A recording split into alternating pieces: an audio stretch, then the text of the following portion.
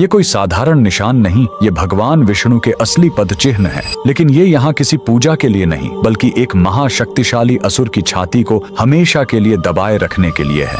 यह कहानी है असुर गयासुर की। लेकिन रुकिए, वह कोई पापी या दुष्ट राक्षस नहीं, बल्कि भगवान विष्णु का इतना बड़ा भक्त था कि उसने कठोर तपस्या करके भगवान ब्रह्मा से वरदान पा लिया। वरदान था, जो भी मुझे देख लेगा या छू लेगा उसे सीधे मोक्ष मिल जाएगा। यह वरदान इतना शक्तिशाली था कि हर पापी भी सीधे मोक्ष पाने लगा। स्वर्ग नर्क खाली हो गए और यमराज का काम ही बंद हो गया। जब प्रकृति का संतुलन बिगड़ा तो देवताओं ने एक दिव्य छल किया। उन्होंने गयासुर से उसकी पवित्र देह पर यज्ञ करने की अनुमति मांगी। जैसे ही गयासुर लेटा, वह हिलने लगा। तब ब्रह्मा जी ने मृत्यु के देवता यमराज को आदेश दिया कि वो अपने लोक से एक विशाल धर्मशिला लेकर आएं और गयासुर की देह पर रख दें। लेकिन गयासुर फिर भी हिलता रहा।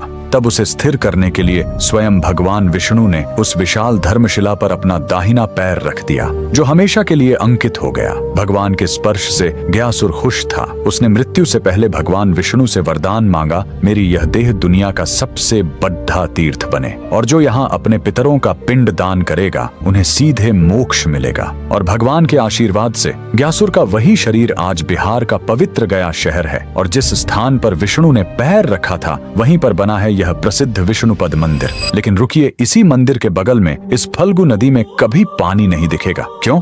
कहते हैं, जब भगवान राम और लक्ष्मण अपने पिता के पिंड दान की सामग्री लेने गए थे, तब राजा दशरथ की आत्मा स्वयं प्रकट हो गई और उन्होंने माता सीता से ही पिंड दान मांग लिया। तब सीता जी ने फल्गु नदी की रेत से ही पिंड बनाए। उनके हाथों में रेत भी अन्न के पिंड के बराबर हो गए और फल्गु नदी एक गाय और एक ब्राह्मण को गवाह बनाया। लेकिन जब राम जी लौटे तो उन्हें इस बात पर विश्वास नहीं हुआ कि बिना सामग्री के पिंड दान कैसे हो सकता है, और राम के अविश्वास को देखकर तीनों गवाह डर गए और झूठ बोल गए। तब क्रोधित होकर सीता जी ने तीनों को श्राप दे दिया और फल्गु नदी को श्राप मिला कि तुम हमेशा सतह के नीचे ही बहोगी। कमेंट में जय श्री विष्णु जरूर लिखें।